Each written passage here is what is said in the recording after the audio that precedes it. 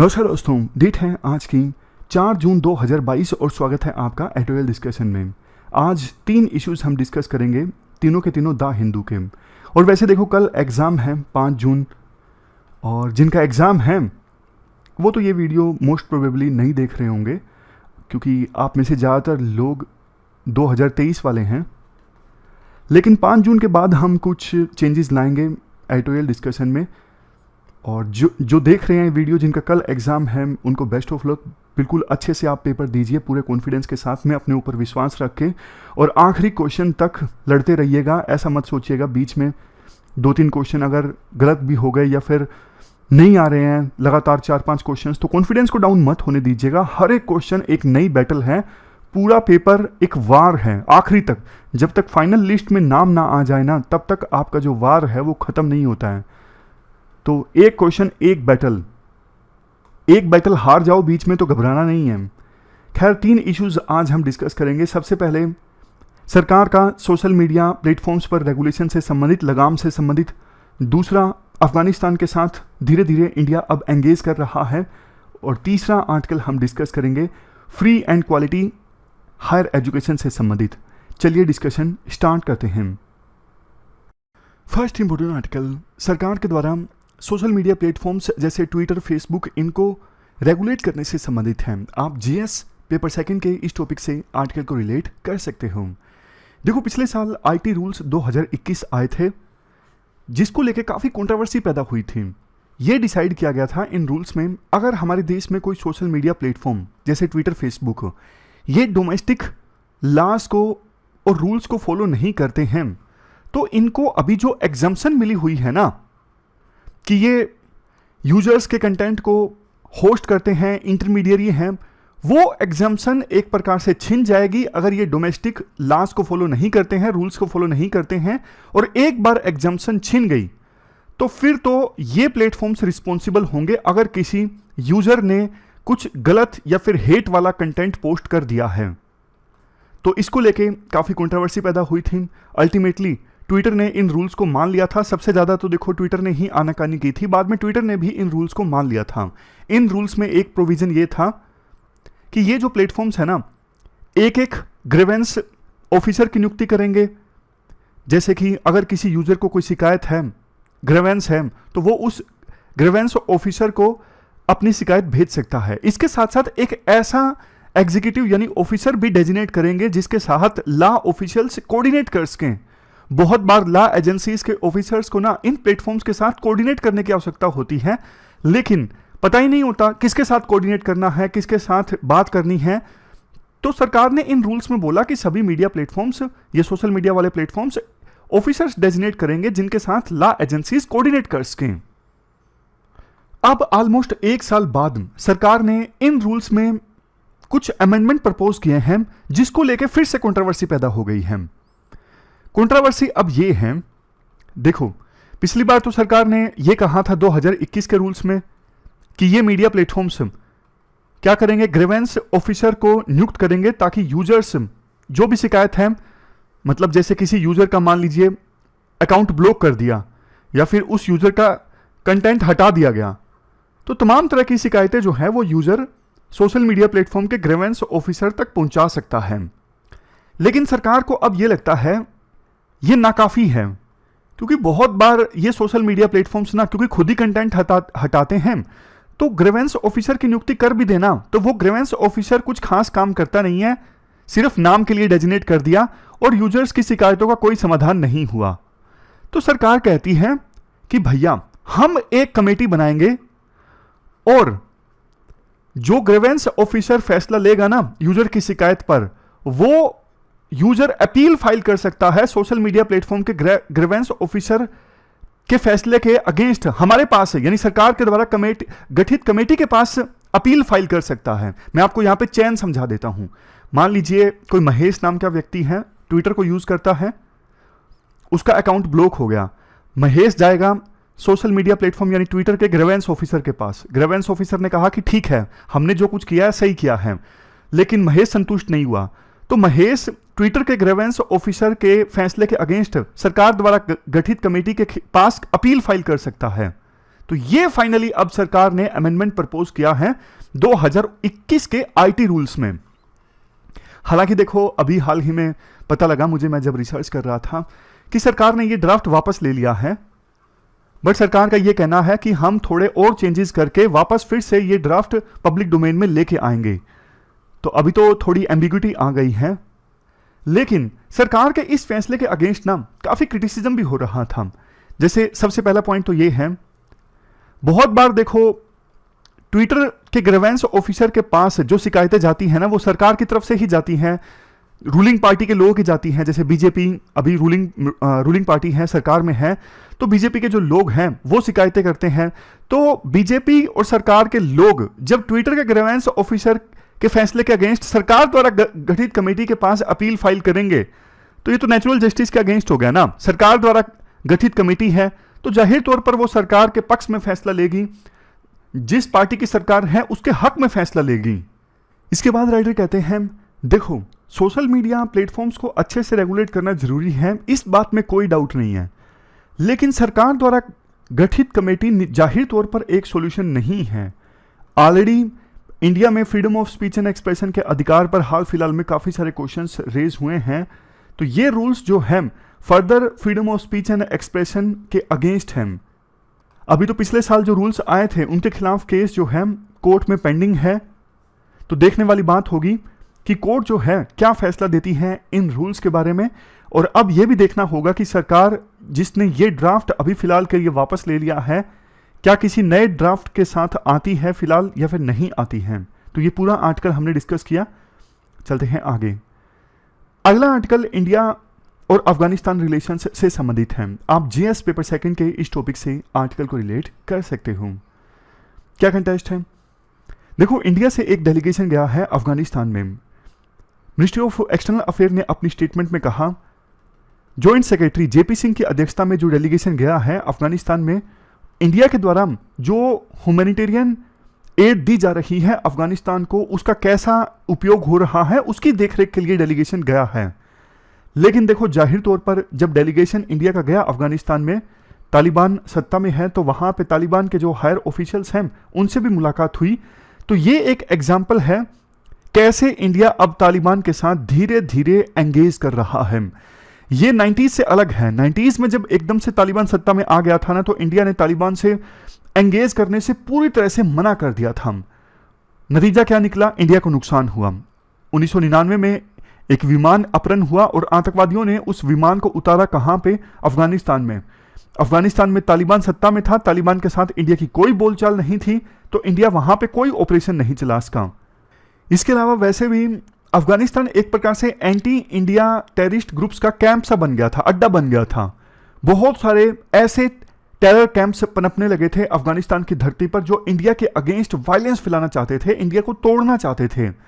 लेकिन इस बार इंडिया ने सोचा, बेशक तालिबान से हमारे विचार नहीं मिलते हैं, लेकिन तालिबान के साथ थोड़ा बहुत एंगेज करना जरूरी है। इसी रणनीति पर काम करते हुए पिछले साल इंडिया की जो एम्बेसी है ना कतर में, वहां पे दीपक मित्तल जो इंडिया के एम्बेसडर हैं कतर में, उन्होंने शेर मोहम्मद अब्बास स्टेनेकजाई से मुलाकात की थी। ये सीनियर तालिबान के ऑफिशियल हैं। फिर अक्टूबर में इंडियन ऑफिशियल्स ने मास्को में तालिबान के deputy prime minister Abdul Salam Hanafi से मुलाकात की थी। इसके बाद इंडिया ने कोविड-19 वैक्सीन, ह्यूमैनिटेरियन असिस्टेंस जैसे वीट, विंटर क्लोथ्स, ये सब अफगानिस्तान में भेजे, ताकि अफगानिस्तान की जो इकोनॉमी कोलैप्स कर रही है, लोगों को खाने के लिए खाना नहीं मिल रहा है, इस समस्या को एड्रेस किया जा सके। और इसके बाद अब इंडिया की तरफ से एक डेलीगेशन गया है अफगानिस्तान में, और उस डेलीगेशन को लीड कर रहे हैं JP Singh, ministry of external affair में पाकिस्तान, अफगानिस्तान, ईरान डिवीजन को ये लीड करते हैं। तो वहां पर उन्होंने ह्यूमैनिटेरियन असिस्टेंस को तो सुपरवाइज किया ही, इसके साथ साथ तालिबान के अभी जो एक्टिंग फॉरेन मिनिस्टर है ना, मलावी अमीर खान मुताकी, इनसे भी मुलाकात की। तो एक प्रकार से अब इंडिया ने 90s में जो स्टैंड था ना, उससे उल्ट जाकर तालिबान से धीरे धीरे एंगेज करना स्टार्ट कर दिया है। और जरूरी भी है, क्योंकि देखो अब अफगानिस्तान में तालिबान की सत्ता है, तो इंडिया को अपने इंटरेस्ट प्रोटेक्ट करना जरूरी है। सबसे पहला इंटरेस्ट तो इंडिया का ये है, कितने बिलियन डॉलर्स की इंडिया ने इन्वेस्टमेंट करके रखी है अफगानिस्तान में। Almost $3 billion. एक बार तो यूपीएससी ने क्वेश्चन भी पूछ लिया था, हालांकि काफ़ी पहले पूछा था, अफगानिस्तान में कौन कौन से प्रोजेक्ट्स इंडिया चला रहा है। हालांकि देखो अब तो ये प्रोजेक्ट्स जो है वो कंप्लीट हो चुके हैं। जैसे सलमा डैम पहले नाम हुआ करता था, $290 मिलियन की सहायता से इंडिया ने ये प्रोजेक्ट बनवाया। कहाँ पर? अफगानिस्तान के हेरात प्रोविंस में। अब इसका नाम है अफगानिस्तान इंडिया फ्रेंडशिप डैम। वहाँ की जो पार्लियामेंट है $90 मिलियन की सहायता से बनी, मतलब बिल्डिंग, वो भी इंडिया ने बनवाई। जरांस डेलाराम हाईवे इंडिया ने बनवाया। तो इनकी सुरक्षा करना जरूरी है और इसके लिए इंडिया का तालिबान के साथ एंगेज करना जरूरी है। दूसरा, जैसा पहले मैंने आपको बताया, अफगानिस्तान एक बार फिर से एंटी इंडिया टेररिस्ट ग्रुप्स का अड्डा ना बन जाए, ये इंश्योर करने के लिए तालिबान के साथ एंगेजमेंट जरूरी है। नेक्स्ट, इंडिया को यह भी डर लगता है कि फिलहाल की सिचुएशन में अफगानिस्तान जो है ना, वो पाकिस्तान का एक सैटेलाइट स्टेट ना बन के रह जाए। सैटेलाइट स्टेट मतलब जैसे मैं आपको बताता हूं, मान लीजिए अर्थ के चारों ओर मून घूमता है ना, उसी प्रकार से जैसे पाकिस्तान के चारों ओर अफगानिस्तान ना घूमने लगे, मतलब जो पाकिस्तान बोले वैसा ही अफगानिस्तान ना करना लगे, पाकिस्तान की उंगलियों पे ना नाचने लगे अफगानिस्तान, ये इंश्योर करने के लिए इंडिया का तालिबान के साथ एंगेजमेंट जरूरी है। राइटर कहते हैं देखो ये बात सच है, एंगेजमेंट जरूरी है, बट चूंकि अभी भी तालिबान में जो गवर्नमेंट है वो इंक्लूसिव नहीं है, महिलाओं को उनके अधिकारों से वंचित कर दिया गया है, बच्चियां स्कूल नहीं जा पा रही हैं, सभी जो एथनिक ग्रुप्स हैं उनको रिप्रेजेंटेशन नहीं है सरकार में। तो इंडिया को ना अफगानिस्तान के साथ एंगेजमेंट करनी तो चाहिए, लेकिन एम्बेसी ओपन करने में, ज़्यादा दोस्ती बढ़ाने में जल्दबाजी नहीं करनी चाहिए। इंडिया को आस पड़ोस के देश और बड़े जो लीडर्स हैं ना, जैसे यूएस, ब्रिटेन, जापान, रशिया, इनके साथ कोऑर्डिनेट करके काम करना चाहिए ताकि तालिबान को मजबूर किया जा सके एक इंक्लूसिव और रिप्रेजेंटेटिव गवर्नमेंट बनाने के लिए और महिलाओं को उनके राइट्स देने के लिए। तो ये पूरा आर्टिकल हमने डिस्कस किया, चलते हैं आगे। इसके बाद अगला जो आर्टिकल है वो free and quality higher education से संबंधित है। आप जीएस पेपर सेकंड के इस टॉपिक से आर्टिकल को रिलेट कर सकते हो। देखो आज के समय में हमारे देश में जो अच्छे अच्छे प्रोफेशनल कॉलेजेस हैं ना, जैसे आईआईएम है, आईआईटी है, बड़े बड़े मेडिकल कॉलेजेस हैं, ज़्यादातर जो कॉलेजेस हैं ना फ्री नहीं है, ट्यूशन फीस काफ़ी ज़्यादा है, लाखों में है। ये जो है स्लाइड में आप देखिए, ये डेटा हालांकि पुराना है लेकिन एक आइडिया आपको मिल गया होगा कि ये इन प्रोफेशनल कॉलेजेस में ट्यूशन फीस बहुत ज़्यादा है और स्टूडेंट्स को बहुत बार तो एजुकेशन लोन लेना पड़ता है ट्यूशन फीस भरने के लिए। ज़्यादातर केसेस में एजुकेशन लोन बल्कि लेना पड़ता है। राइटर कहते हैं देखो ट्यूशन फीस तो फ्री होनी चाहिए ना, ट्यूशन फीस अगर फ्री नहीं है तो एजुकेशन एक कमोडिटी की तरह बन के रह गई है।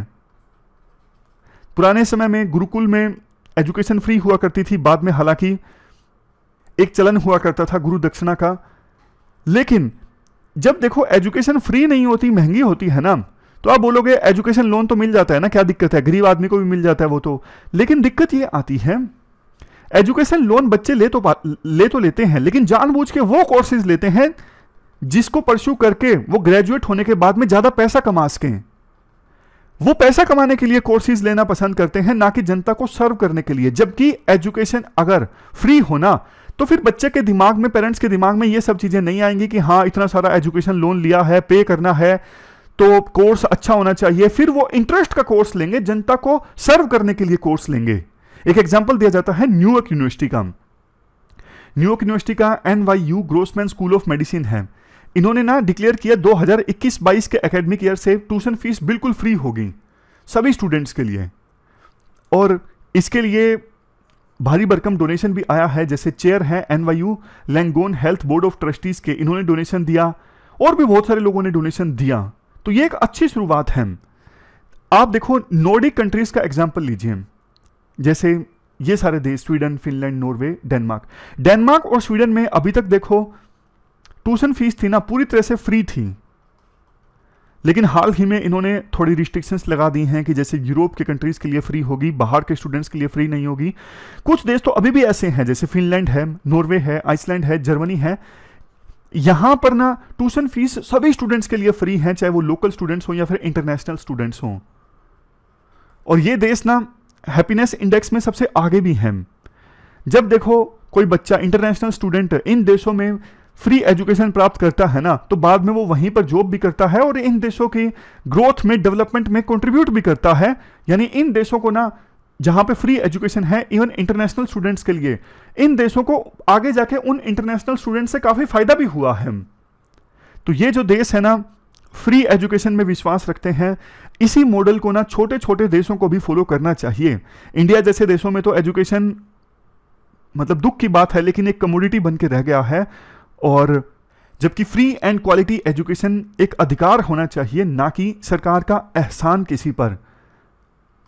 एक डेटा दिया जाता है कि इस प्रकार के स्टेप से ना वर्ल्ड हैप्पीनेस इंडेक्स में फिनलैंड, डेनमार्क, इनका स्थान देखिए कितना ऊपर है, क्योंकि टेंशन्स नहीं होती, सरकार बहुत कुछ करती है, रिसोर्सेज अच्छे हैं इनके पास में। और हमारा स्थान कितना है वर्ल्ड हैप्पीनेस इंडेक्स में? 136। वैसे देखो, ये आर्टिकल सुनते सुनते एक चीज आपके मन में आई होगी, फ्री तो कर दे यूनिवर्सिटीज एजुकेशन, लेकिन यूनिवर्सिटी चलाने के लिए भी तो पैसा चाहिए ना, आईआईएम चलाने के लिए भी तो पैसा चाहिए ना। तो सरकार के पास बहुत सारा पैसा होता नहीं है, तो फिर एजुकेशन की जो क्वालिटी है वो खराब हो जाएगी अगर इनके पास रेवेन्यू नहीं होगा कॉलेज चलाने के लिए, इंस्टीट्यूशन चलाने के लिए। देखो ये बात सच है, लेकिन ना इसके लिए ना कॉर्पोरेट ग्रुप्स, जो स्टूडेंट्स पास आउट होते हैं, जैसे आईआईटी से पास आउट हुए सुंदर पिचाई, ऐसे से जो पास आउट स्टूडेंट्स हैं ना, वो कॉलेज की हेल्प कर सकते हैं अच्छे से कॉलेज चलाने के लिए। वेस्टर्न कंट्रीज में ये कल्चर काफ़ी देखने को मिलता है, हमारे देश में कम देखने को मिलता है। हमारे देश में जो एलुमनीज होते हैं ना, कम हेल्प करते हैं कॉलेजेस की फर्दर कॉलेज की एम्पावरमेंट में। तो लास्ट में फिर से वही बात बोलते हैं राइटर कि न्यूयॉर्क की ये यूनिवर्सिटी ने जो कुछ किया है ना, ये कि ट्यूशन फीस 2021-22 के एकेडमिक ईयर से फ्री रहेगी, ये एग्जाम्पल सेट करने वाली चीज़ है। अब बाकी यूनिवर्सिटीज़ को, बाकी इंस्टीट्यूशंस को भी इसे फॉलो करना चाहिए। तो ये पूरा आर्टिकल हमने डिस्कस किया। हमारी आज की इस डिस्कशन में इतना ही है, छोटी डिस्कशन थी आज की डिस्कशन।